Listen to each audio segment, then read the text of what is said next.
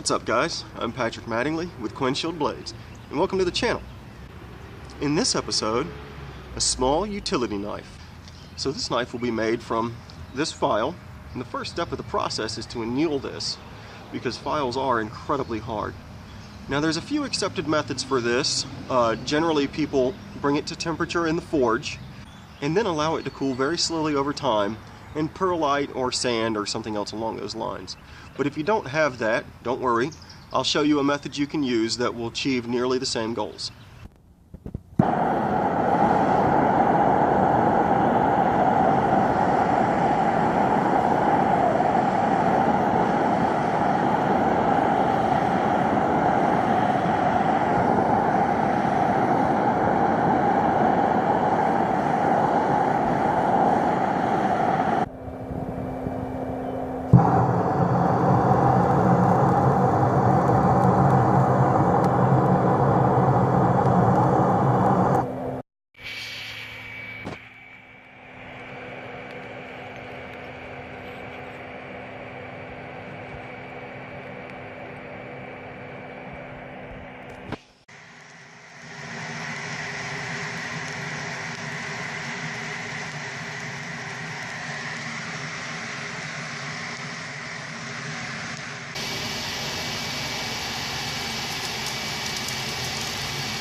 So once you've heated up your anvil, the next step will be to lay your steel across the face of the anvil. And the reason why you heat it up is because if this is extremely cold, it will rapidly absorb heat from your material and it won't anneal as well. Now you have to be careful doing this because heat will naturally pull away from a cold surface and you could possibly bow your material. Which, coincidentally, is also a trick you can use for straightening your blades.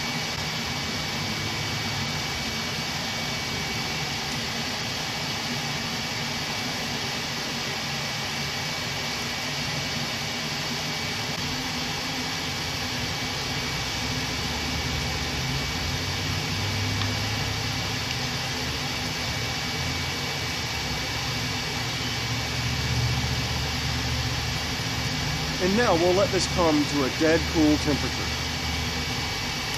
And we will have just a touch of forging to do on this as we don't have quite enough width at the point, and I'll go ahead and hot cut it to length while we've got it to heat.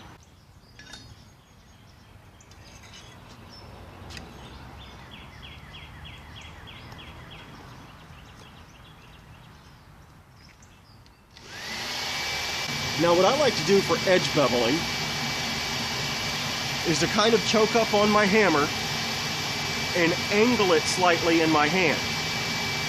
Hold my material close to this edge and come straight down on your stock.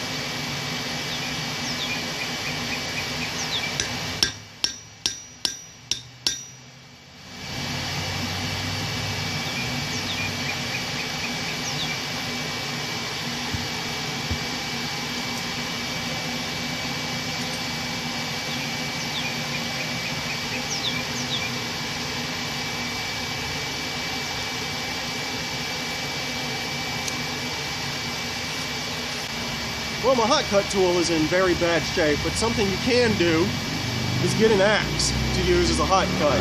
Now, if it's an axe you care about, don't use it because you can destroy the temper on the edge of your axe.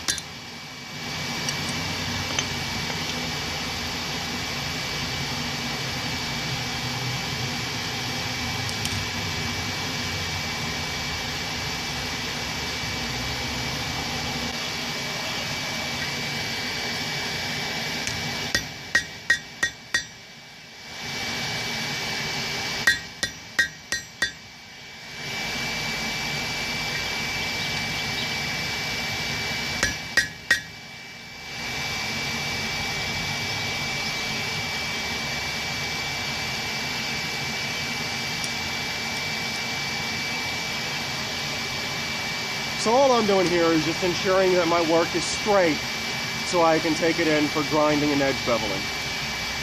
Well, I ended up being just short on length, so I am going to go ahead and forge out the tip.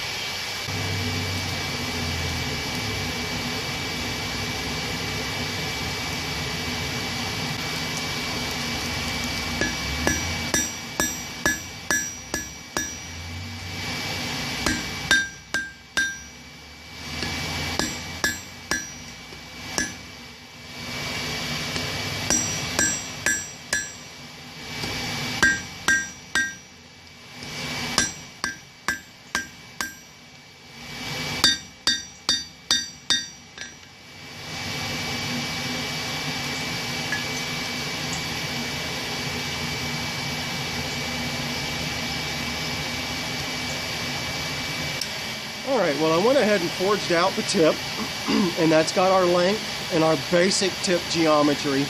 This will all be straightened up in stock removal.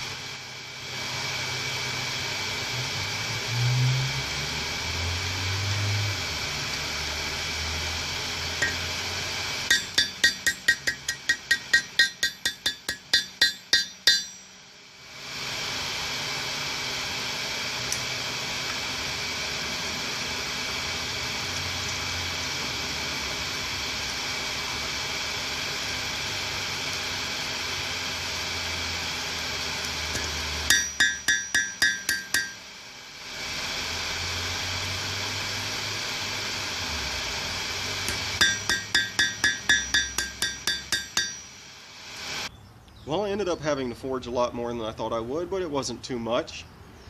We'll go ahead and take this in and get it ready for stock removal as soon as it cools down.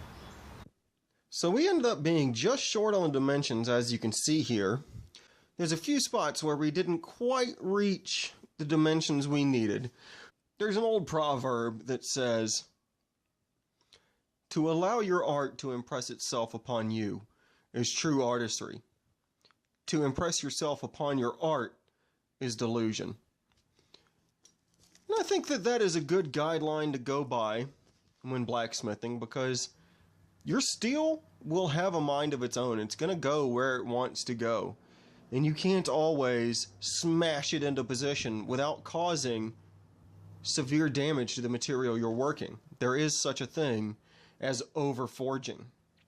Alrighty, well, we're down in the shop now, and I've adjusted my original plans. So this was the original design for the knife, and this is the new design for the knife. You can see the difference here. Old, new. So what we're going to do to begin is go ahead and grind the flats of this blade down even.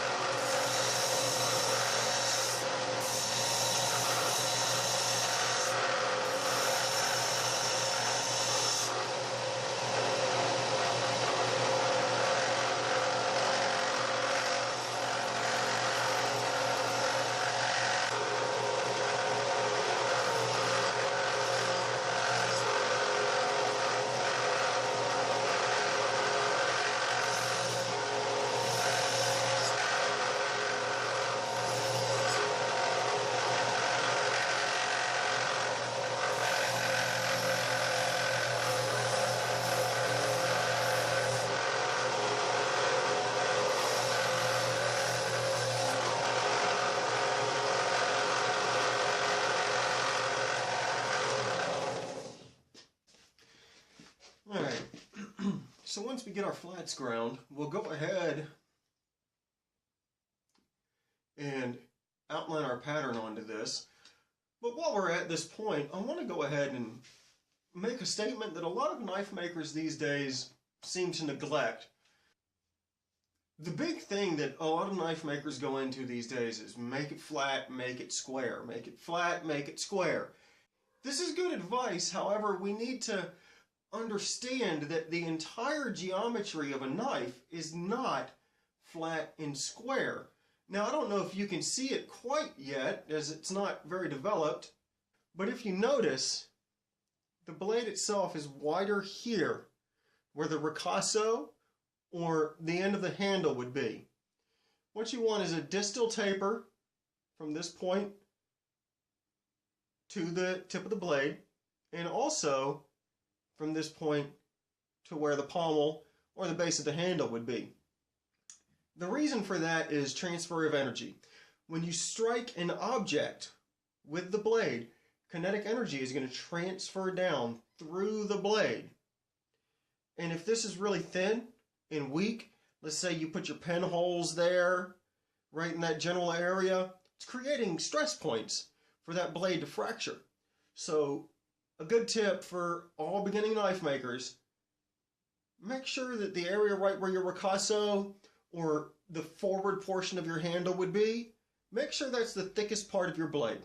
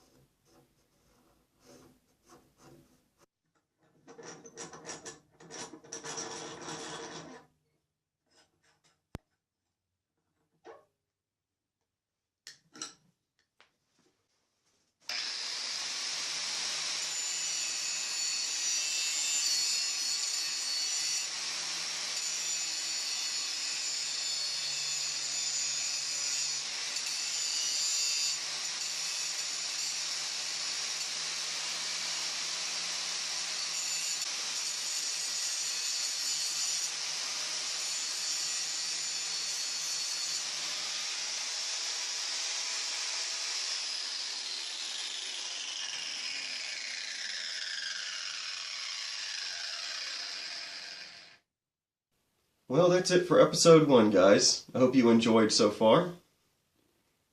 This is where we're at now with the knife.